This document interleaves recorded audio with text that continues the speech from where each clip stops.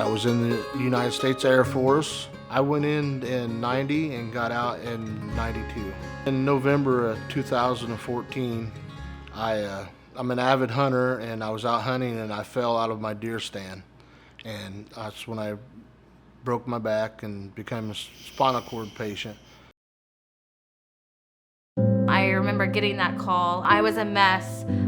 It was pretty terrible feeling, not knowing. But those first 5.5 weeks were really scary because we didn't know what life was going to be like, the ups and the downs.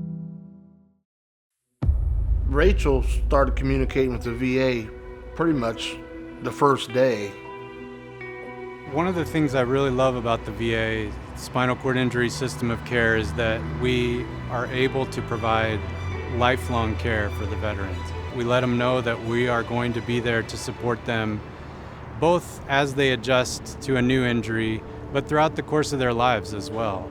So at the rehab center, while I was there, the first day they started working with me. They got me up out of bed and had me get in a wheelchair. The spinal cord injury rehab centers have a place called the Fisher House, and that's where families and loved ones can stay right there on the grounds alongside of the veteran who's in rehab. And we went over to the Fisher House. It was wonderful. They provided everything.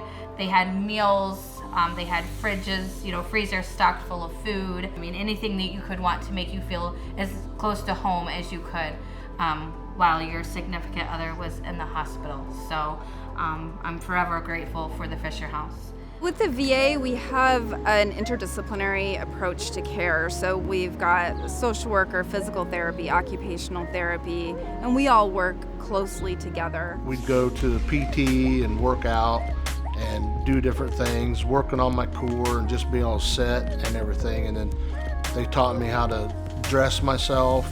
And then I was able to try out different wheelchairs to find out which one I liked, which one suited me better for my lifestyle at home. They had a kitchen where I cooked a meal and everything.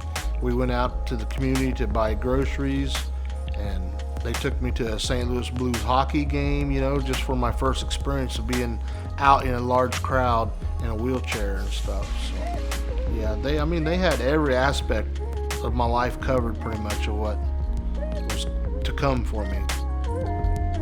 They actually have an apartment that Rachel and I stayed in for a couple nights just so we could do it on our own, but yet we were right there in the hospital that if we needed something, we could get help. So that was our first step of being able to be by ourselves and do it. The VA was wonderful about teaching him to be independent. They wanted him to be as independent as he possibly could.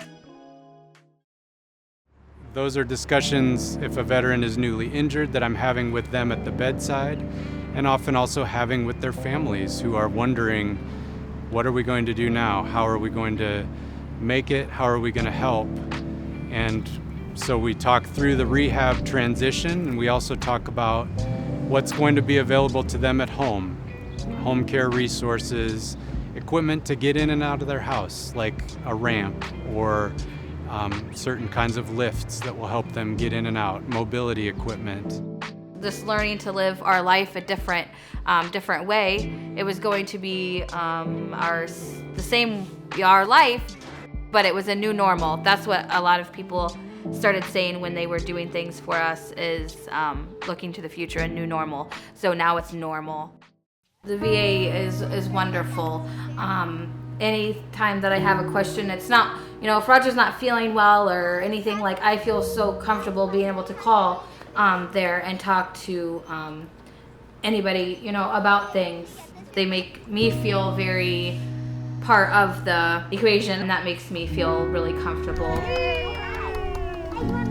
We are blessed to have the VA for sure, because it's a blessing in lots of ways. I tell people all the time that talk to me is I couldn't do it without the VA.